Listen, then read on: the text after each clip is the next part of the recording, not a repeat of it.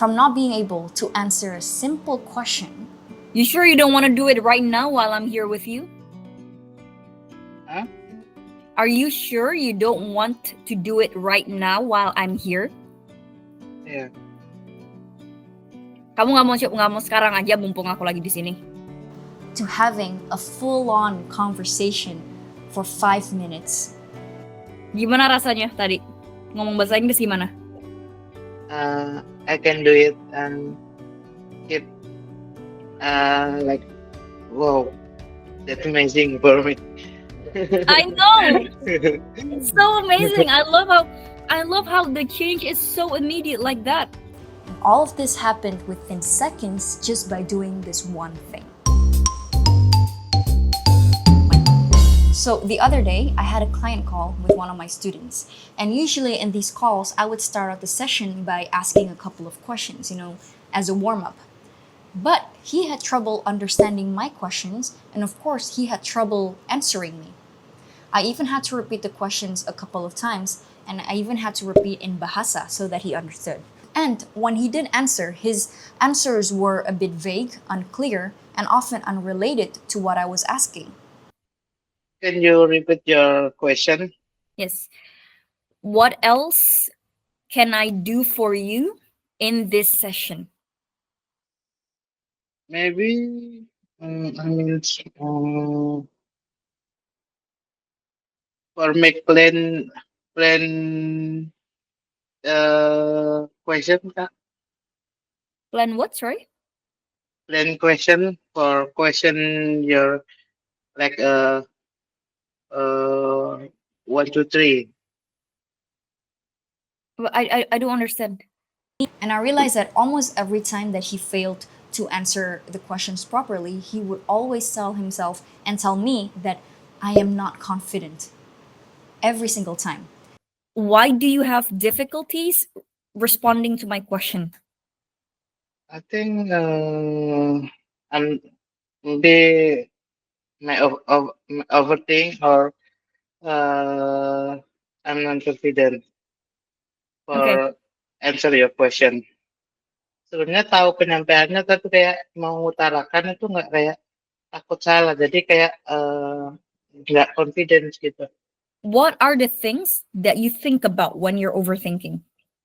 And at this point, it became pretty clear that his biggest problem is not so much about lacking vocabulary or not knowing the right grammar to say, but it's mostly himself.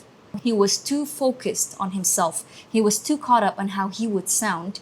And this label that he has on himself, the I'm not confident, this sets the tone on how he brings himself up in conversations.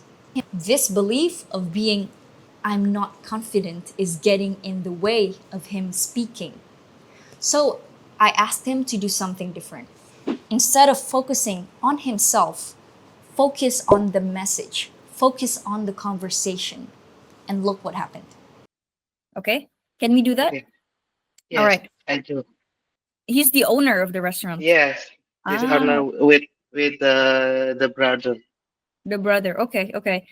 Would you like to own a restaurant of your own someday? Mm-hmm. Yeah, what kind of restaurant would you like to have? Maybe like I think like a pastry shop. Pastry shop. Okay. Yeah, So you like baking, like croissants and pain au chocolat, stuff like yeah, that? yeah, yeah. Oh, yeah, correct. For the daily activity, I make something like mousse or cake from France, chocolate, and something like that. Wow. But my specialist in pastry and bakery, you know. Yeah, yeah, yeah. Oh, okay. We had a 5-minute conversation nonstop, and he even taught me how to make croissants. And all of this happened after he got out of his head. You have to stop thinking about how bad you are. Yang harus kamu lakukan adalah fokus ke pertanyaannya.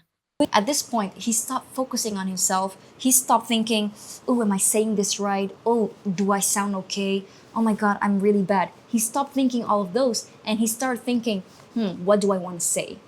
How do I answer this? So, by doing that simple shift from focusing on yourself and focusing on the message, it lowers the pressure. Focus on the question.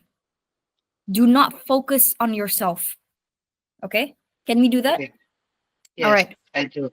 So it's just that one simple shift from self focus to conversation focus. That's all it took.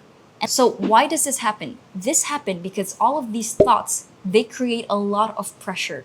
And also this triggers fear. And fear is the one thing that is going to hinder your ability to speak at all. Fear blocks your ability to think clearly and to speak clearly. And this also applies if you want to speak even in your first language. In the second language, the challenge is even harder.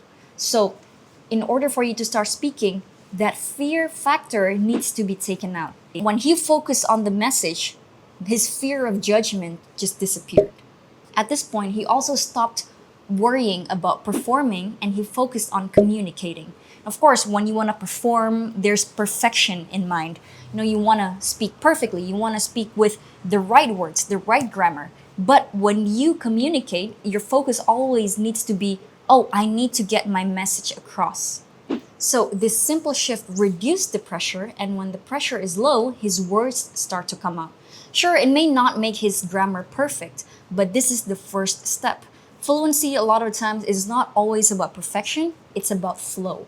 So if you're at this stage, remember that perfection will get in the way. You need to let go of your fear of being judged in order to get your words out because you have the words inside you. If you have been watching a lot of English movies or English podcasts and you've been reading a lot, you have already collected a lot of words inside your brain.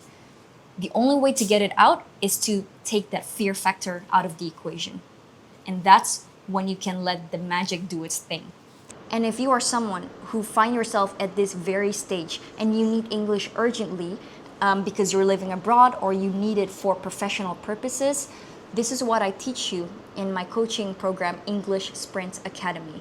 So go on the website, click apply now, and we will get in touch with you if you guys are a fit into this program. So back to the video and enjoy.